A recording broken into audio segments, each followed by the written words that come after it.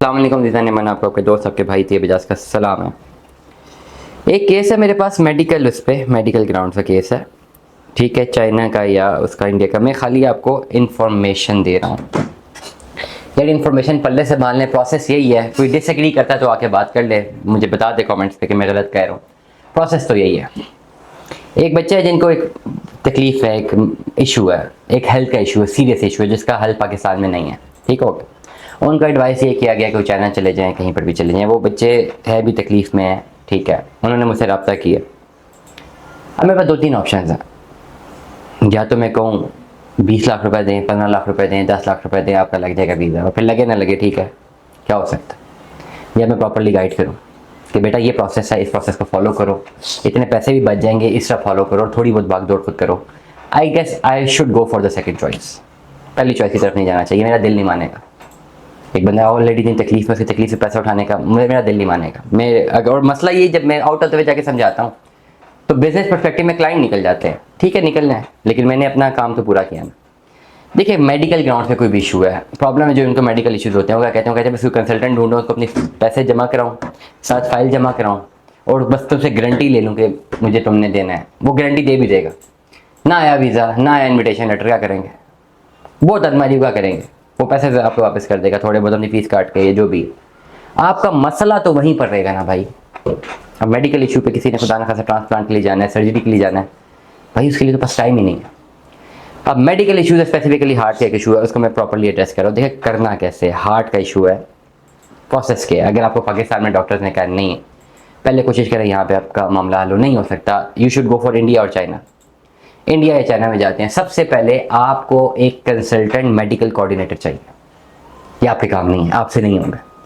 जो आपका case study करेगा या करेगी, वो केस पढ़ेगा या पढ़ेगी, और आपके केस पे उसको पता होगा, क्योंकि वो मेडिकल स्पेशलिस्ट होगी, उसकी डिग्री होगी मेडिकल साइंसेज में, एमफिल में, कुछ पता होगा कि करना क्या है। वो यहाँ पे बैठे हुए आपके केस से रेलेवेंट जो डॉक्टर्स इंडिया में हैं, जो डॉक्टर्स चाइना में, उनसे रब्ता करेगा या करेगा। उनको आपका केस स्टडी करेगा, बताएगा ये केसेस हैं मेरे पास, ये पेशेंट हमारा। उनमें से 2 4 5 6 8 10 डॉक्टर से रब्ता करने के बाद कोई एक आध डॉक्टर होगा जो कहेगा, ये सारे कहेंगे ठीक है हम लेते हैं पेशेंट्स को। वो अपने अखराजात बताएंगे, उन अखराजात को इवैल्यूएशन करेंगे कि यार इतने पैसे इसके पास, इतने पैसे इसके पास, इतने पैसे इसके पास, ये लगते हैं। जो सबसे मिनिमम होगा उसको लॉक किया जाएगा कि यार इससे पैसे कम लगते हैं। फिर उनको जो है डॉक्टर को कहा जाएगा कि अब हमारा पेशेंट चेक करें। डॉक्टर ऑनलाइन पेशेंट चेक करेगा, जिसकी ऑनलाइन फीस आपने पे करनी है, जो पेशेंट है। डॉक्टर ऑनलाइन चेक करने के बाद आपका केस देखेगा। केस देखने के बाद वो क्या करेगा डॉक्टर, कि अपने हॉस्पिटल से एक इनविटेशन लेटर बनवाएगा, चाहे वो इंडिया का है चाहे वो चाइना का है, जिसमें लिखा होगा पेशेंट का नाम, पेशेंट की डिटेल्स, और डॉक्टर बोलेगा कि भाई ही surviving, is struggling for the survival, उसको मसला है, फ़ौरन से पहले जो है इसको आप भेजें हमारे पास। ठीक है, वहाँ से इन्विटेशन लेटर होगा ताकि उसका ट्रीटमेंट हो सके। इसमें वो इनविटेशन लेटर बनता है, वो इनविटेशन लेटर बन गया, ये प्रोसेस मेडिकल कोऑर्डिनेटर खत्म हो गया। मेडिकल कोऑर्डिनेटर ने ये सारा काम जो किया फ्री नहीं किया, पैसे लेके किया।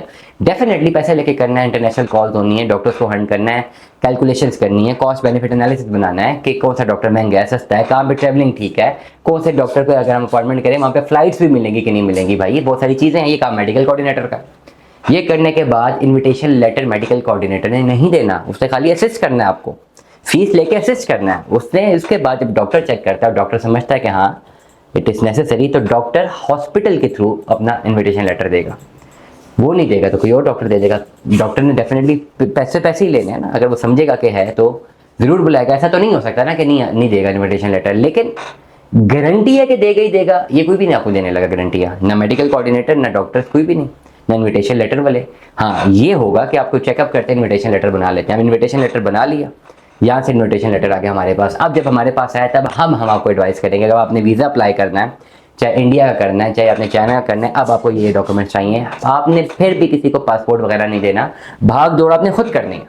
हम आपको एडवाइस करेंगे कि जी आपकी फ़ाइल तैयार करें, ये डॉक्यूमेंट्स लगाएं, ये बैंक स्टेटमेंट लगाएं, ये आपके साथ जो अटेंडेंट जाएगा उसके डॉक्यूमेंट्स लगाएं, ये सारे डॉक्यूमेंट्स आपको लगाने हैं, ये एप्लीकेशन फॉर्म है, इसको ऐसे फिल करना है, ऐसे नहीं करना, ये वीज़ा की फ़ीस है आपने पे करनी है, साथ आपने जो है अपना पासपोर्ट लगा देना है, और फिर आपने एम्बेसी में अप्लाई कर देना है विद इन्विटेशन लेटर। चाहे इंडिया का है चाहे चाइना का है, मे बी अब डिपेंड करता है केस पे कि जेरिस का ऑफिस के थ्रू होना है चाहे या उसके थ्रू होना है, वो डेट्स एंड वो बात की डिटेल।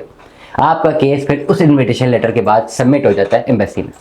एम्बेसी टाइम लेती है, अपना मेडिकल ग्राउंड पे जल्दी देख सकती है, हफ्ते 10 दिन में, 4 दिन में, 5 दिन में, मे बी वो येस और नो का आपको जवाब देती है।